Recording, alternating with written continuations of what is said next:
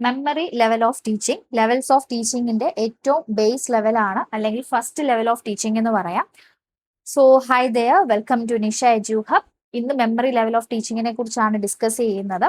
അതിന്റെ അടുത്തത് വരുന്നത് അണ്ടർസ്റ്റാൻഡിങ്. ഏറ്റവും ഹയസ്റ്റ് ലെവൽ എന്ന് പറയുന്നത് റിഫ്ലക്റ്റീവ് ലെവലാണ്. അതിൽ ഫസ്റ്റ് മെമ്മറി ലെവൽ അല്ലെങ്കിൽ MLT എന്ന് ഷോർട്ട് ഫോമിൽ പറയും. അതാണ് നമ്മൾ ഡിസ്കസ് ചെയ്യുന്നത്. Memory level of teaching is the first level of teaching usually used in lower classes, base or lowest level. നമ്മൾ ചെറിയ ചെറിയ ക്ലാസ്സസിലൊക്കെ പഠിക്കുമ്പോൾ ഉപയോഗിക്കുന്നത് മെമ്മറി ലെവൽ ഓഫ് ടീച്ചിങ് ആണ്. കാരണം എന്താണ്, നമ്മൾ ടീച്ചേഴ്സ് നമ്മളോട് പറഞ്ഞു തരുന്ന കാര്യങ്ങളെ നമ്മൾ കാണാതെ പഠിക്കുക, അത് എക്സാമിന്റെ സമയമൊക്കെ ആകുമ്പോഴത്തേക്ക് നമ്മൾ ഓർത്തെടുത്ത് എഴുതുക. അതാണ് സിമ്പിൾ ആയിട്ട് പറഞ്ഞ മെമ്മറി ലെവൽ ഓഫ് ടീച്ചിങ് എന്ന് പറയുന്നത്. It is thoughtless teaching. Thoughtless teaching എന്ന് പറഞ്ഞാൽ എന്താണ്?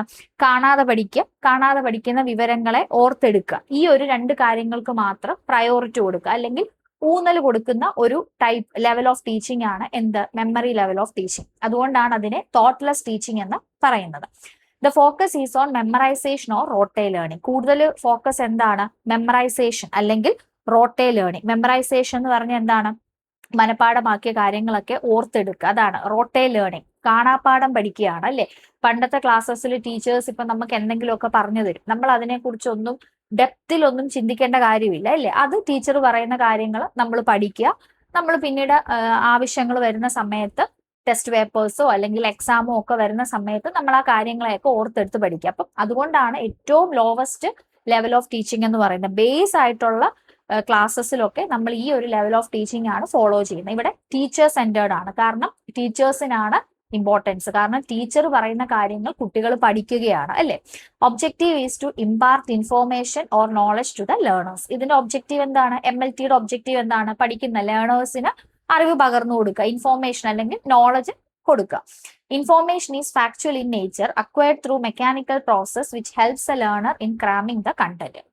ഡെലിവറി ചെയ്യുന്ന അല്ലെങ്കിൽ ഇമ്പാർട്ട് ചെയ്യുന്ന ഇൻഫോർമേഷൻ എന്ന് പറഞ്ഞാൽ ഫാക്ച്വൽ ആണ്, അതായത് വസ്തുതാപരമായ കാര്യങ്ങളൊക്കെ തന്നെയാണ്. And acquired through mechanical process. അതെങ്ങനെയാണ് ലേണേഴ്സിന് കിട്ടുന്നത്? മെക്കാനിക്കൽ പ്രോസസ് ആണ്. കാരണം ടീച്ചേഴ്സ് ഇങ്ങനെ പറഞ്ഞു കൊടുക്കുന്നു, അവരത് കാണാപ്പാഠം പഠിക്കുക. അപ്പൊ ആ ഒരു രീതിയിലാണ് അവർക്ക് ആ ഒരു ഇൻഫോർമേഷൻ കിട്ടുന്നത്. That helps a learner in cramming the content അല്ലെ. ആ ഒരു മെക്കാനിക്കൽ പ്രോസസ്സ് വഴി ലേണർ അത് പഠിക്കുകയാണ്. കാരണം ടീച്ചർ പറഞ്ഞു കൊടുക്കുന്നു, കുട്ടികൾ അത് മനഃപ്പാഠമാക്കുന്നു. ക്രാമിംഗ് ദ കണ്ടന്റ് എന്ന് പറഞ്ഞാൽ തിടുക്കത്തില് ഇതിന്റെ അർത്ഥങ്ങൾ ഒന്നും അറിയാതെ തന്നെ ഏതൊരു കണ്ടന്റ് ആണെങ്കിലും കൂടുതലൊന്നും ചിന്തിക്കത്തില്ല അല്ലെ. അതിന്റെ അർത്ഥങ്ങളൊന്നും വളരെ ഡെപ്ത് ആയിട്ടൊന്നും ചിന്തിക്കാതെ വളരെ വേഗത്തിൽ അതിനെ മനഃപ്പാഠമാക്കി എടുക്കുക, അല്ലെങ്കിൽ കാണാതെ പഠിക്കുക. ക്രാമിംഗ് ദ കണ്ടന്റ് എന്ന് പറഞ്ഞാൽ മനഃപ്പാഠമാക്കുക, അല്ലെങ്കിൽ അത് കാണാതെ പഠിക്കുക. അതാണ് stimulus response is done. Stimulus response എന്ന് പറഞ്ഞാൽ എന്താണ്? ഇപ്പൊ ടീച്ചേഴ്സ് ഇപ്പൊ ക്ലാസ്സിൽ ചെന്നിട്ട് സ്റ്റിമുലസ് എന്ന് പറയുമ്പോൾ ഇപ്പൊ കുട്ടികളിലേക്ക് ഒരു എന്തെങ്കിലും ഡയഗ്രംസ് കാണിക്കുക, അല്ലെങ്കിൽ എന്തെങ്കിലും ഒരു ഫ്ലാഷ് കാർഡ്സ്, അല്ലെങ്കിൽ എന്തെങ്കിലും ഒരു എന്താണ് പോയം ചൊല്ലി കേൾപ്പിക്കുക. അപ്പൊ കുട്ടികളുടെ സൈഡിൽ നിന്നും അല്ലെങ്കിൽ ലേണേഴ്സിന്റെ സൈഡിൽ നിന്നും ഒരു റെസ്പോൺസ് വേണം അല്ലെ. അത് ഓർത്തെടുത്ത് പറയുക, അല്ലെങ്കിൽ തിരിച്ച് ആ ഒരു മെമ്മറി റീകോൾ ചെയ്യുക. അപ്പൊ അവരുടെ ഭാഗത്തു നിന്നും ഒരു റെസ്പോൺസ് ഉണ്ടായിരിക്കണം. അത് സിമ്പിൾ ആയിട്ട് ഓർത്തു കഴിഞ്ഞാൽ പണ്ടത്തെ ക്ലാസ്സസിൽ ടീച്ചേഴ്സ് വന്ന് നമ്മളെ റൈംസ് പഠിപ്പിക്കുന്നു.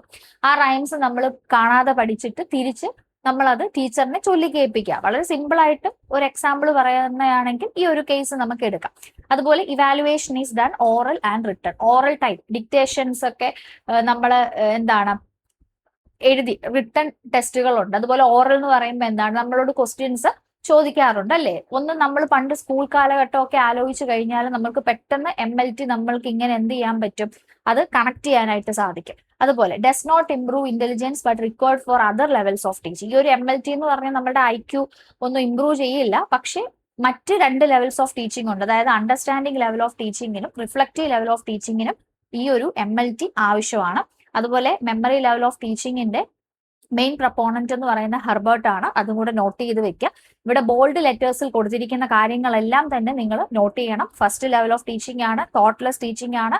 ഫോക്കസ് കൊടുത്തിരിക്കുന്ന memorisation or rote learning, cramming the content. അതുപോലെ ഈ പോയിന്റ്സ് ഓർത്ത് വെക്കുക. ബേസ് ലെവൽ ഓഫ് ടീച്ചിങ് ആണ്. ഇത്രയേ ഉള്ളൂ. വളരെ പെട്ടെന്ന് MLT നമുക്ക് പഠിച്ചെടുക്കാം. Thank you.